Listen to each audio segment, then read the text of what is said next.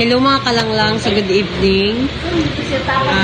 Dahil na-stranded kami sa Surigao Memorial Park kanina dahil umulan, so napag-desisyon na namin na pumunta muna dito sa Alberto's Pizza para umorder ng pizza. Nagutom ang mga nibisita o nibisita sa memorial. So, ito na nga yung finished product na in-order natin sa Alberto's Pizza. And dadalhin po natin ito sa Boulevard kasi doon namin ito kakainin. And at the same time, mag-order kami doon ng mga naka-display na barbecue or something sisig na pang perfect pang dinner. At andito na nga tayo sa Boulevard. Tara mga kalanglang, samahan niyo ako maghanap tayo ng pwesto kung saan tayo makaka-order ng kanin or barbecue or any na pagkain para perfect pang dinner.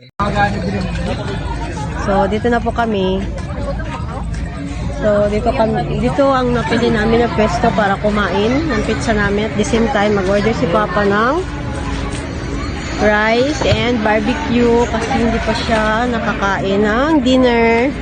Ayan na, ayan na. Namimili na siya ng barbecue.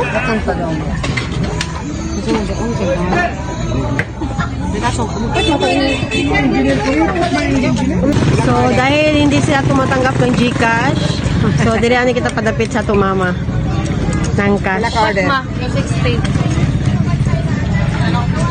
Kasi Papa, sisig.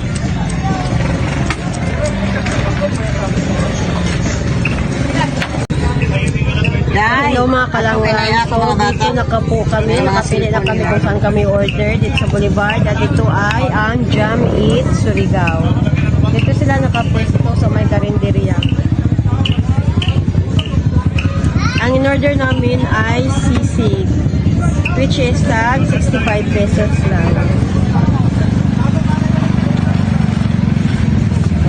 In-order namin is nag-aasaman mo, ma'am? 4 na sisig. Dirira, ma'am. Surigao City, Surigao del Norte. Kaya ka lagi. Katulog ka lagi. Ano ka, cook?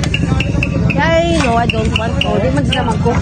Water lang. Upat ra. Oh, Upat ka. 50. Ay, palit ba ka mo litro? Wala?